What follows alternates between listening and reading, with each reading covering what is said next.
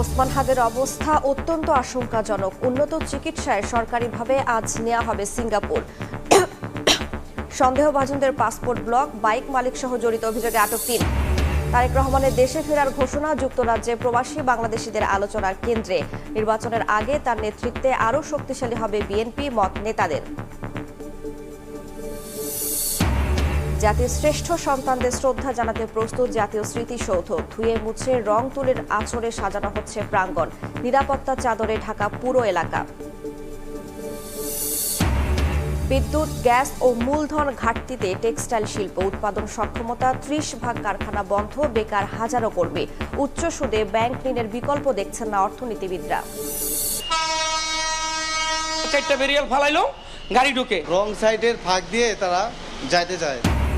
রাজধানীতে ব্যস্ত সড়কে অরক্ষিত লেভেল ক্রসিং। সময় বাঁচাতে ব্যারিয়ার অমান্য করে ঝুঁকি নিয়ে পারাপার। দুর্ঘটনার জন্য অসচেতনতায় দায়ী, সিস্টেম আধুনিকায়নে জোর।